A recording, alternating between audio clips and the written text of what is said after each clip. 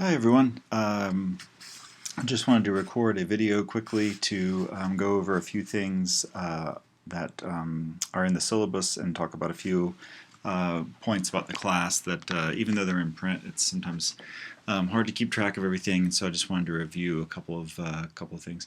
First of all, I see that you guys are already getting into the discussion board, the meet and greet and everything. That's great.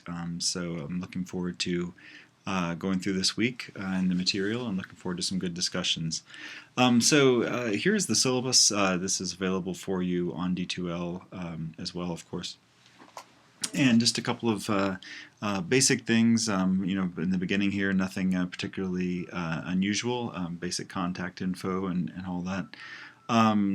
The course, in terms of contact information, one of the things I wanted to say is make sure that if you have not logged into your SRU email account, that if you use a different email and you're not going to check your SRU student account, make sure that you do have that changed in D2L under your profile. Make sure that you have the correct email address, the one that you frequently use, because if I email something out to the class, I want to make sure that that gets to you guys. So. But you're welcome always to email me. You're welcome to call as well. Certainly could do that. But please feel free to ask questions anytime that you'd like. So there's a bit here, course description and objectives. I won't read over those. I think you can probably do that yourself. The required book list, which I posted to D2L about a month or two ago. So if you are if you haven't gotten all of these yet, or if you hadn't seen that list, there it is for you. I also wanted to note that I have also included a textbook. It's called The American Yawp, which is it's based on a Walt Whitman quote, I think. So, and this is not required reading in the sense that it's not something that we'll be discussing in detail or that you'll have any assignments related to, but it is just there because people are coming from different backgrounds. Some people, I know some of you are secondary, middle school or high school teachers of history, and so you're probably pretty familiar with the historical narrative that we're going to be talking about, but there are others of you who are not teachers, you're not engaged with historical material, you're not going over this sort of thing all the time. So that's there as a resource. It's quite readable. The layout, the design is pretty nice, and of course it's free, so that's good as well. So that's for each unit that we work through, I'm assigning a couple of chapters from that as just good review. Gets yourself back into, okay, who exactly were progressive reformers again, and what who are the supporters of prohibition? I don't really remember all that, that kind of thing. So it's a good way to orient yourself so that once you dig in deeper into the scholarly monographs, you're not feeling a little lost in terms of the story. Again, just a few points I wanted to go through here. I'm not going to have to necessarily narrate all these. A couple of key policies, I think. One, do note the penalty for late work, and just be aware of that. And then anytime that you are turning in something to me, you're always going to submit that in a Dropbox on D2L. That's fairly self-explanatory process, and you're practicing it here in week 1, so there shouldn't be too many problems with that. Let's see. So another key point I wanted to make regarding assignments and regarding when you're completing assignments and that sort of thing.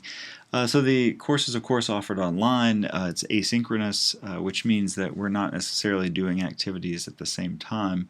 However, I have had some students before in distance ed classes who confuse asynchronous with sort of work at your own pace, right? That, as long as you get all of the assignments done by the end of the semester, it doesn't really matter when you complete them, and that's not the case in this class. We have these units that have a definite deadline on them, an ending point, so you do need to be aware of that. And so, often I'm expecting you, particularly with discussions, to be completing those assignments in a timely manner. Sometimes there are scaffolding. Sometimes I will have deadlines that might be in the middle of a week. I'll always try to give you sufficient time to complete those things. But again, do just be aware of that. Occasionally I've had students who try to come into the class late and sort of try to catch up to where they're at. And just something to be aware of. And I think that's as we're all adjusting to distance ed and online teaching, it's a different world and something we have to get used to. So I want to talk a little bit about the assignments. One of the primary assignments for the course is discussion participation, just like in an in-person graduate course. The expectation is much more on the students to be teaching one another and raising new points, contributing new analysis to the class, readings and concepts, and less so on the professor lecturing, right? So discussion participation is important. 30% of the grade is based on that. I do have a rubric, if you look on D2L, that shows you kind of how I evaluate that, the criteria that's used to kind of have a standard for that. Again, I expect it seems like many of you are already quite enthusiastic about participating, so I don't think that we'll have too many problems there, but that does give you a guideline. And some weeks the instructions will be different, so do pay attention to that week to week. This week I'm having a fairly light discussion, which I'm only requiring 3 responses. You can certainly do more, but some weeks it may be more intensive, so you do want to pay attention to that. Book reviews. So for each book that we read, you'll need to prepare a roughly a 3-page book review that discusses the work, its argument, its the historian's use of evidence, the overall themes of the book, etc. And there's a guideline on D2L for that. I would suggest you also look at some scholarly book reviews in databases like JSTOR or America History and Life to get a sense of how a good book review is written. We'll be going over this more, and you also will have a small article review next week that will allow you to practice this in case this is not something you're that familiar with. You can omit 2 book reviews without any penalty. So if there's one unit where you say, oh, I've done the reading and I'm contributing to discussion, but I just don't have time this week to write the book review, or you just can't think of an angle to really get into a book, you can omit 2 of those, so you can choose books that you want to do that with. Smaller assignments. I'm going to post some more discussion, or excuse me, some more instructions for these in the next day or 2, but I wanted to get those out there.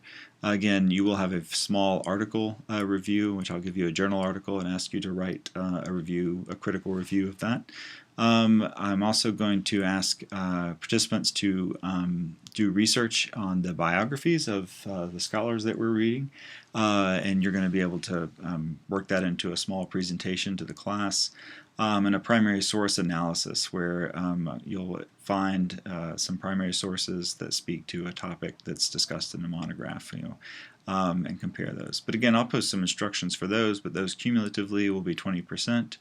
And then you will have a final exam, which will offer you a choice of some essay questions that will cover these kind of broad themes across the 20th century, and ask you to make connections to one another. Excuse me, the document there just flipped up. Okay, and then so that gives you the total there. You can kind of see how it shakes out. I do have a statement there about academic integrity, which I think is pretty self-explanatory. Do read it closely, and also note the consequences. Again, I don't anticipate from graduate students having much problem with that, but it is there for you. A couple of things I wanted to point out about the the D2L course.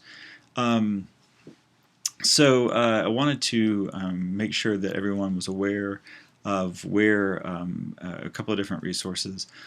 One would be that the syllabus here is available under this tab, Syllabus and Resources. I'll also, again, be loading up some other instructions. The rubric for online discussions are here. And then the textbook, as I mentioned before. and then your units will be here, right? And those will be filled out as we complete each one. So for each week, you should have a checklist, a kind of numbered, itemized list that tells you everything that you need to do. Once you're done with those things, you're good to go. Also, don't stress out if this bar up here tells you that you've only done so many topics or whatever. Some students have had problems with that. Don't get too worried about what the stats show there. Just focus on making sure that you've done this list, right?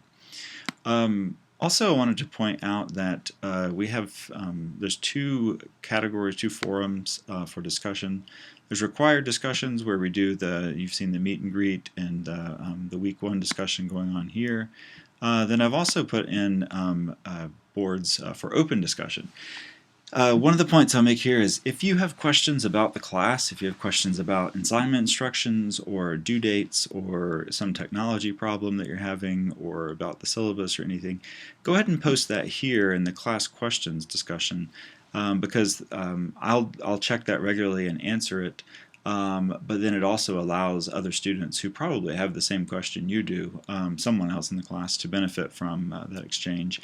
And then I've also made a discussion board here for just a lounge, right? Where you can talk about content issues. If there's some part of the history that we're talking about that you think is just sort of interesting and you want to raise points, or if you want to talk about sports or anything else, that's great. And actually, I welcome that. Don't discourage that at all, because one of the things that we want to do as a class is to really create an online community, right? Being the fact that we're separated and this is a sort of digital interface, we want to make sure that people feel, the more connected we feel, the more we feel like we know each other, the better our experiences are going to be in terms of discussion and understanding where the points people are making. So feel free to use those as much as you'd like, and that's there for you. I think that's about it for now.